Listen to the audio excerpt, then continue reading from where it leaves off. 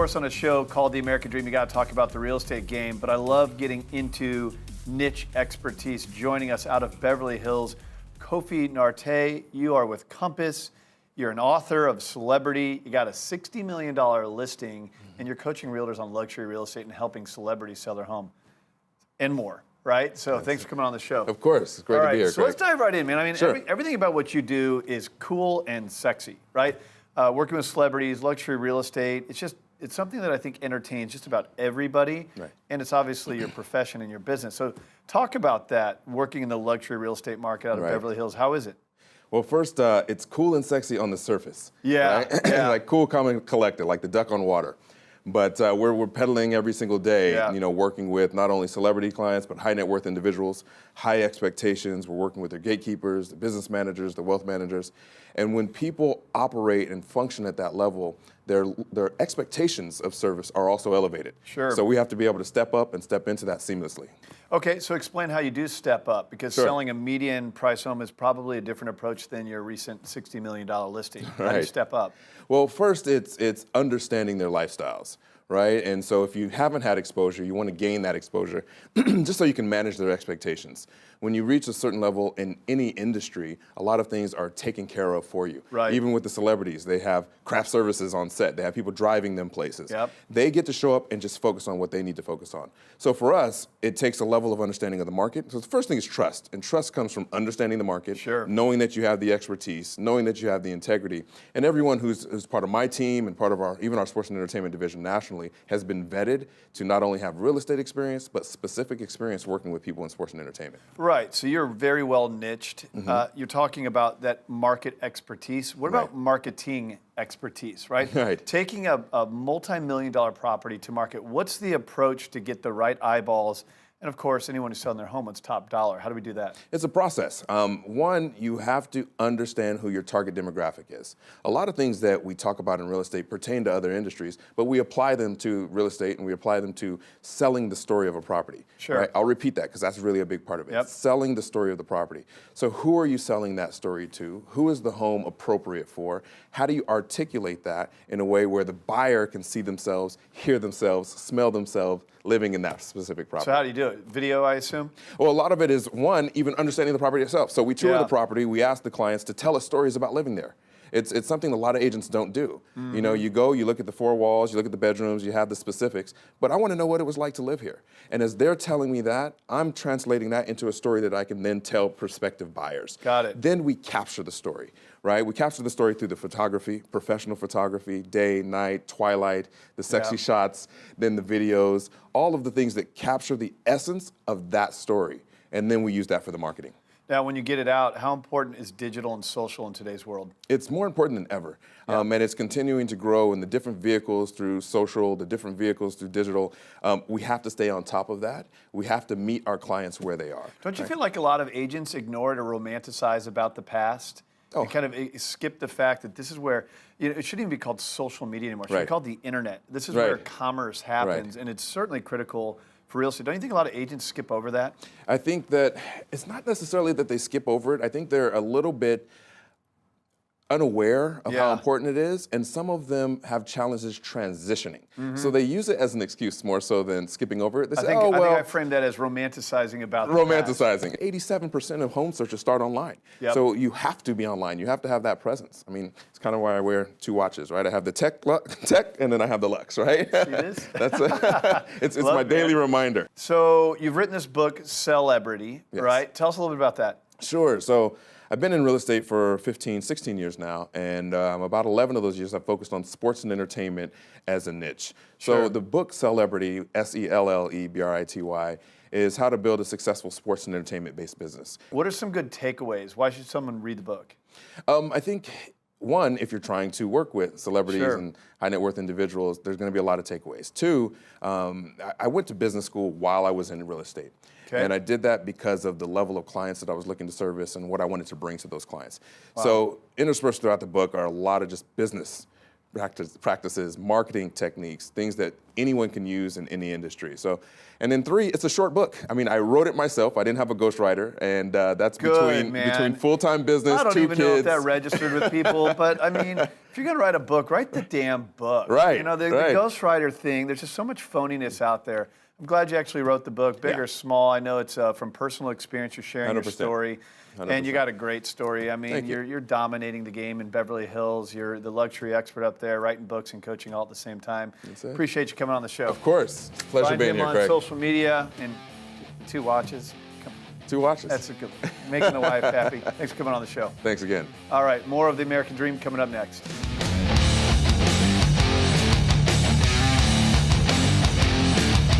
The American Dream is now spanning across 23 cities. Real estate, a big topic of conversation. Well, it's one thing to find your dream home. It's another thing to finance your dream home. Dave Savage, who is a mortgage guru, the CEO of Mortgage Coach, looked up to by many in the industry, joins us on the show. Dave, good to have you on. It's great to be on the show, Craig. Always love having great conversations with you. Yeah, so let's talk about the mortgage side of things. Seems like the industry is in a bit of chaos and disruption right now. From your point of view, what do you think? You know, I don't know. I mean, it depends. You know, the best of the best are still killing it. We just had in the news that Zillow bought a mortgage company. I mean, at the end of the day, you know, for the best local mortgage professionals, it's an opportunity. I mean, they, you know, giving great advice, helping families make the best decisions. You know, it's as good as ever, and the best of the best are thriving. I have to get you to comment on that, the Zillow and the Amazon thing. I just saw that as well. What do you think that's going to do to the marketplace? I mean, everything that makes mortgages faster, more efficient, creates a modern experience for the family, I think it's great. Yeah. You know, I mean, for mortgage professionals that aren't embracing technology, you know, they're not using mobile apps to help families make better decisions, it puts pressure on them to do so. But I think anything that's good for the family, good for the consumer, takes time out of the equation, ultimately is good for everybody. I think in those states of chaos, there's opportunity to gain market share. You can't really gain market share if you're not a great marketer. Explain how the world has moved in digitally, socially, as it pertains to the mortgage industry. Well, I mean, you're a great example of that, of how you have built this show that helps local mortgage professionals become the digital mayor in the markets that they serve, how you're helping them connect with agents, realtors that are serious about education and serious about communication in their local markets. So, I mean, I just think your show itself is a leading example of how to show leadership, because at the end of the day, it's all about communication. The best mortgage professional is the best teacher. Someone that's an educator that leads with advice and education.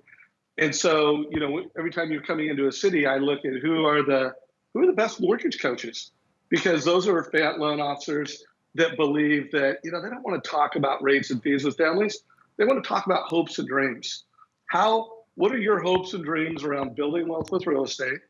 And then let me help you get a mortgage decision that aligns around those hopes and dreams. So, I mean, it's really easy. I mean, with the amazing community that we built up, I pick the loan officers that are having the most hopes and dreams conversations, using technology to help families understand how to achieve their hopes and dreams with mortgage decisions. It's a layup, Craig. I mean, it's just the perfect partnership. Dave, so with this industry moving as quickly as it is, not just this industry, but every industry with technology and the digital age that we're in, what do you think our conversation looks like in a year from now?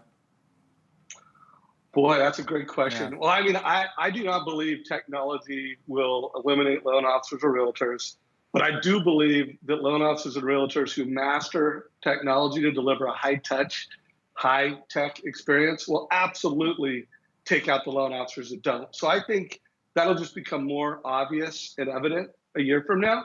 2-3 years from now, I mean, it's going to be glaringly obvious.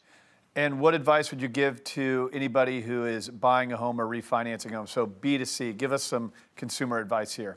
Yeah, so I mean, at the end of the day, when you're buying a home, you need options. You know, anybody that's just providing hey, here's the loan, you should do it, that's someone who's selling a rate and a payment and a product. So get options. Those should be delivered so that there's graphs and charts. And if you're consuming it from a mobile device, you got it out. You can look at your options.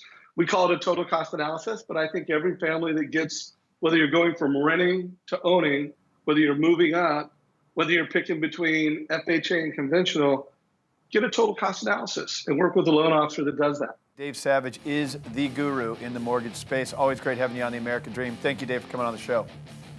It's always an honor, Craig. It's good to talk with you, buddy. All right, more of the American Dream coming up next.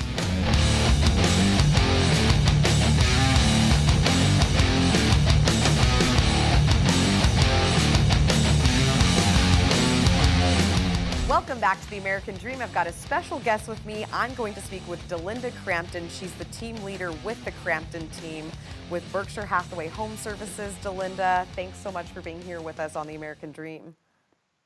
Great to be with you. Thank you. Of course. So we want to talk about the fact that it's a seller's market. Everyone hears that it's a seller's market these days. How, in your words, would you define a seller's market? Well, I'll tell you, a balanced market is considered a 6-month supply of homes. And right now we have anywhere from a 6 to 8 week supply, depending on what area of town you're looking at. And what that means is if no new listings came on the market, it would take 6 to 8 weeks for all the homes to be gone. Which is a super short turnaround. And I hear that, buyers are trying to get properties. There's a lot of frustration on their end. In getting a home in this market, what should buyers know when making an offer? A lot of frustrations, probably putting it mildly. A lot of the buyers out there are making multiple offers, offer after offer, not getting them accepted. And so one of the first things you can do is make sure that your offer is really clean. So don't ask for any help with buyer closing costs. I would say don't ask for a home warranty. Maybe even offer to pay some of the HOA fees, such as the transfer fee, the capital contribution. Oftentimes buyers will ask sellers to pick up that. And then one thing that can be really big is a lot of these offers are going so high that it's very likely there is going to be an appraisal issue. And if you go into that offer saying, hey, if there's an issue, we'll pay the difference in price. So then that makes you almost more competitive, more like a cash offer. Those are really good points. There are a lot of ways that you can play with it without really overindulging in purchase price. So those are really good points. Some other things that we're doing that I would really recommend is find out from the listing agent what is most important to the seller. It's not always price. It may be that they want a really quick closing. Maybe they actually need a longer closing so they can find another property. Or maybe they want to get closed and get their funds so they can close on the next property, but yet need a rent back so they're not having to move twice. Delinda, you make a really good point. It really is dependent on what the seller wants, and it takes that agent-to-agent communication, which I know you're really good at, to make a buyer's offer a lot stronger than having to overindulge on that purchase price. Now, speaking of buyers, are you doing anything special to get your buyers a home? Well, one of the things that has really helped is we have a very strong reputation in town. We're known as being good to work with, and we develop relationships with these listing agents. So we're able to find out what is it really going to take to get an offer accepted for our buyer. And if we're in a multiple offer situation, we're able to find what do we need to come in at in order to beat these other offers. And because of that relationship, most often the agents will share that with us. We also have a very special program that our company has where we're able to find out about homes that are listed before they actually hit the market, before they go into the MLS. And so that gives us a head start on getting some of these homes for our buyers. And finally, it's really important to be able to act quickly. When our client reaches out to us, we respond right away. And as soon as a home hits the market, we're sending it out to them. And with how fast things are moving, especially in the under 300,000 price point, that fast reaction is so critical and key.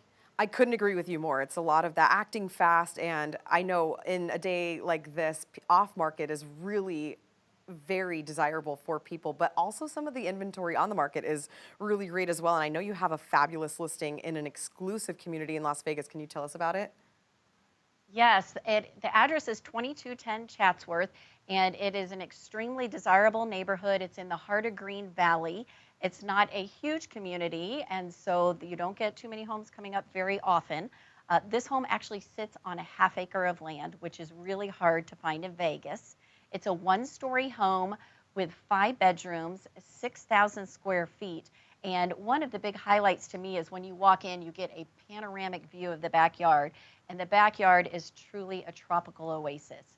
Amazing sprawling pool, lots of garden areas, areas where you can stroll, areas where you can sit and enjoy the backyard. It's a fabulous listing, and it's priced at 1.2 million. Wow, that sounds like a dreamy oasis. I haven't seen it, but I would love to. So thank you. And I want to mention you were just ranked number 23 out of over 16,000 realtors in the Las Vegas market. That is something to be proud of. So congratulations on that. Thank you so very much. Of course, and thanks for being with us on The American Dream. We'll see you next time. Thanks so much for watching The American Dream. We'll be right back with more.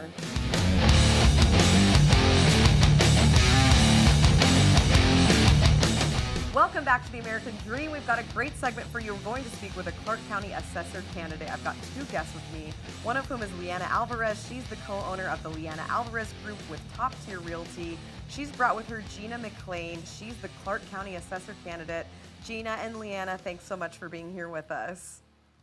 Thanks for having us. Of course. So Gina, I've got a question for you. I want to know exactly what is the role of the county assessor's office? Yes, that is a great question that I get asked a lot recently. So yeah, and it's a great question for homeowners to ask and really understand what the assessor office does for them. The assessor is an elected official whose responsibilities are to oversee the assessor's office, which mainly consists of 4 divisions: administrative, customer service, parcel data division, and most importantly to homeowners is the appraisal division. The assessor is required to list, identify, and value all taxable property in Clark County. And homeowners' property tax are based on this assessed value. And since Nevada has no state income tax, property taxes are where Clark County gets most of its budget for schools, roads, police and fire department, and many other important industries in our community. So it's a very important, valuable information for homeowners to understand. I couldn't agree more. That's a huge task to make sure that you are the one, assessing the value of the property for those taxes. So, Lianna, my next question is for you. So, what if a property owner has a dispute or correction needed on their property? Yeah, absolutely. So, oftentimes there's really kind of 2 different types of disputes that end up coming up regarding properties. The first one, as Gina mentioned, the assessor's office is responsible for assessing the property taxes on a home. So if a homeowner feels that their property value that's assessed by the assessor's office is incorrect, they can dispute that value and fill out an appeal form, which are available in December. The assessor's office does require that you file that appeal by January 15th so that they can look at it and see if they're going to agree with you and adjust the assessed property taxes. The second one is something that I often come across that I constantly, unfortunately, call the assessor's office all the time, but is specifically with sellers. When we're getting ready to list a property, a lot of times the tax record might not match up to the physical characteristics of the property. Most commonly the square footage, or perhaps if there's a difference on bedrooms, baths, pools, garage, if there was any kind of additions, add-ons to the property, or even a garage conversion. We want to make sure that the property, when it's listed, reflects the accurate information of the property so that that homeowner is realizing the best valuation for their property. Very interesting. That's really important because I know that can make a big difference in terms of what sellers are paying on their taxes. So it's good to know that they've got options to appeal it. And I know that my next question, I know both of you can touch on this. What are some of the benefits to property owners through the assessor's office?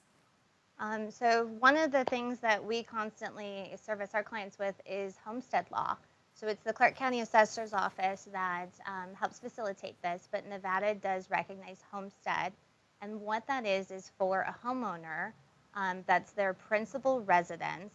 When they purchase the property, they can file and record a homestead on the property in order to protect the equity on their home up to a $550,000 valuation.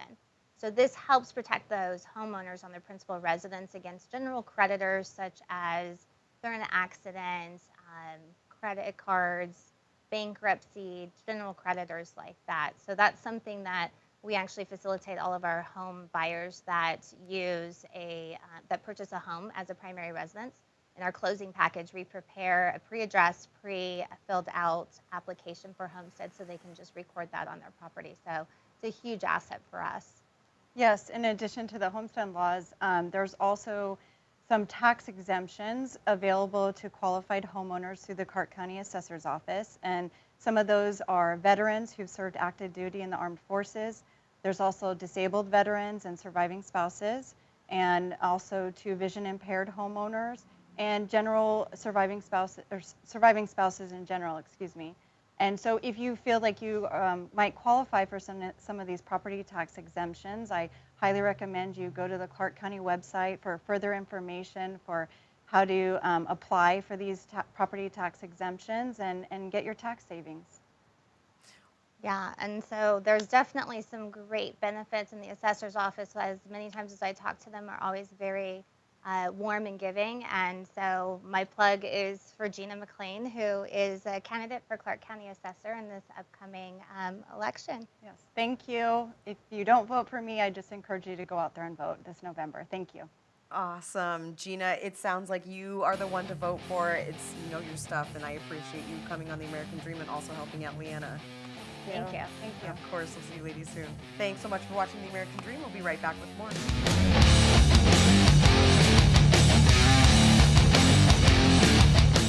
Welcome back to the American Dream. This time we get to speak with the mayor of North Las Vegas himself. I've got two great guests with me. Billy Alt, he is the broker and owner of Next Home Integrity. He's brought on with him John Lee. He is the mayor of North Las Vegas. John and Billy, thanks so much for coming on the American Dream.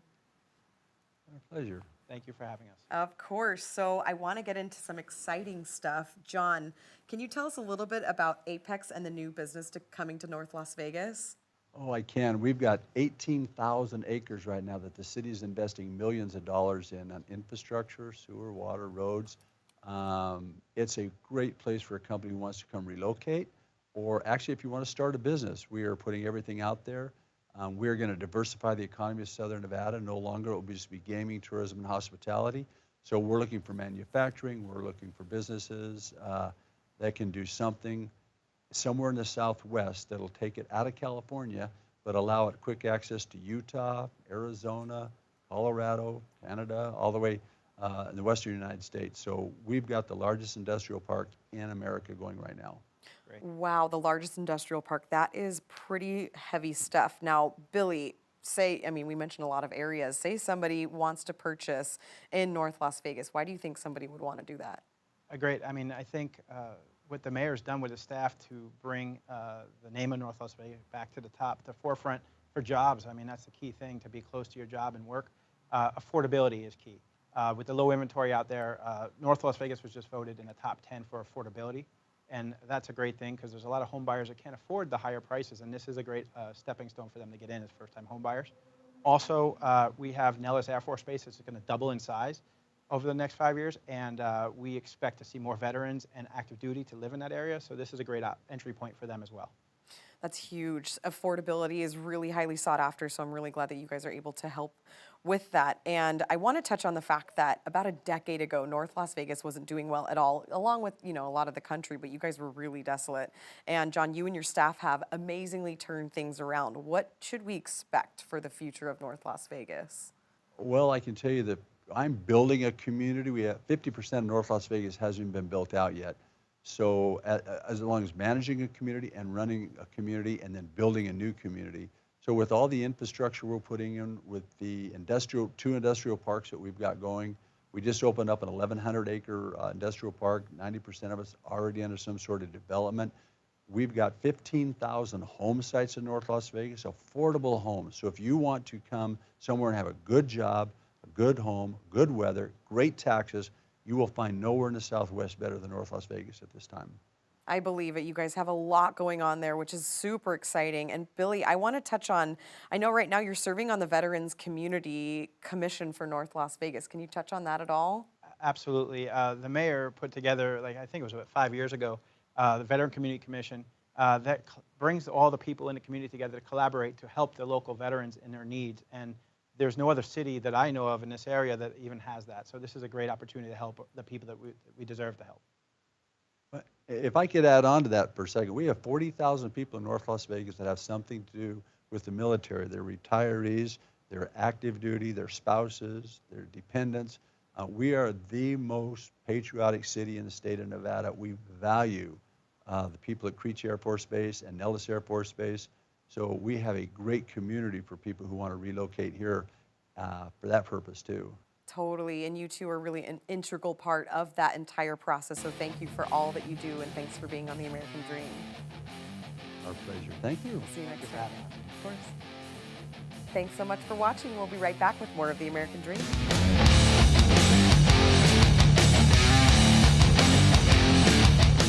It's time now again for our Mortgage Minute. I've got Bill Gaylord with me. He is the most interesting man in mortgage. He's with the Gaylord Hanson mortgage team at Loan Depot. Bill, thanks so much for being here with us. Thank you. I appreciate it. I got my summer garb on. I got my fish hook. The fish hook I'm ready to loving. go. It's standing out. It's representative of your personality, which is clean and fun. And so, which also clean and fun self-employed people has nothing to do with it. But oh my God, they want loans too. Yeah, they do. What are their options? What their options? So, one of the hardest parts about a self-employed borrower is their tax returns are a mess. They're scattered everywhere. They've got K1s, they got S corps, LLCs, C corps. They got stuff flying around. It's like, what is this? Well, there's a program out there called Loan Beam. It's Beam Me Up, Scotty, right? Where you can take all their tax returns and throw them into the scanner. You can put them upside down, backwards, and it goes through the machine. It organizes everything. You can put 1,000 pages in there, organizes it all, tells you what you actually may have missed. If there was like a scan that grabbed 2 pages, it'll take it all together, tell you what you're missing. It then analyzes it. And for an underwriter used to spend hours. I mean, going, okay, well, this ties to here and this goes to here. How do I figure this income out? This thing does it all. It pulls digital information from the returns, puts it into the program, calculates the income, and then boom. And then it's all relied upon by the investors such as Fannie Mae, Freddie Mac, and it's a great, great program. And we love it at our company. So self-employed borrowers just got easier to qualify. I know that there are people out there that are listening that are self-employed and it's music to their ears. Yeah. It's like a streamlined process that makes everything way easier. Definitely. Okay, cool. Well, thank you for sharing, Bill. Thanks, Kara.